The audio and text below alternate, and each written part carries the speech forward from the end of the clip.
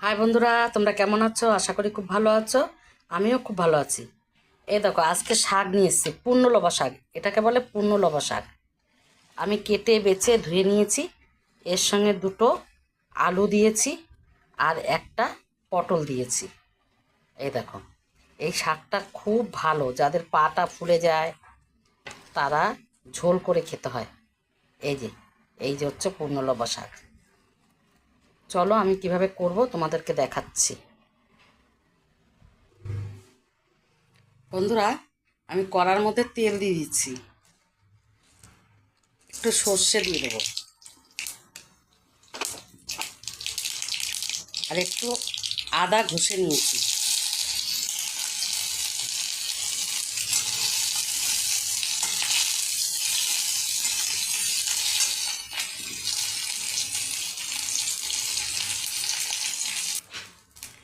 সর্ষে আর আদাটা হয়ে গেছে,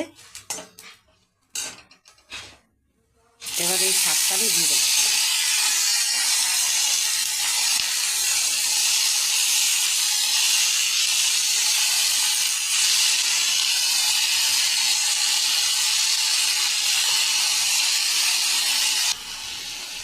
সামান্য আমি একটু নুন দিয়ে দেবো।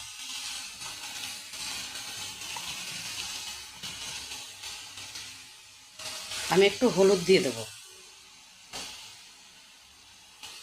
আর 3টে কাঁচা লঙ্কা দিয়ে দেবো। দিয়ে ভালো করে নাড়াচাড়া করে নেব।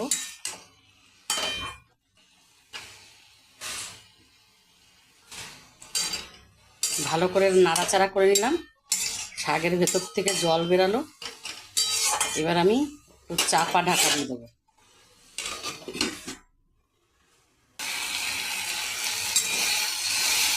শাকটা আমার হয়ে গেছে। আমি নামানোর আগে এই চিনিটা দেব। আর এখানে আমি একটু আটা গুলে রেখেছি, এই আটাটা দিয়ে দেবো। দিয়ে ভালো করে নাড়াচাড়া করে আমি নামিয়ে দেব।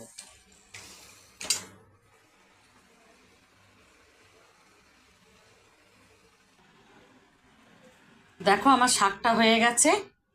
পূর্ণলবা শাকটা খুব সুন্দর হয়ে গেছে। এটা ভালো লাগলে লাইক, কমেন্ট, শেয়ার করে দিও। আর তোমরা এইভাবে খেয়েও পূর্ণলবা শাক। এই গরমে পেট ঠান্ডা থাকে।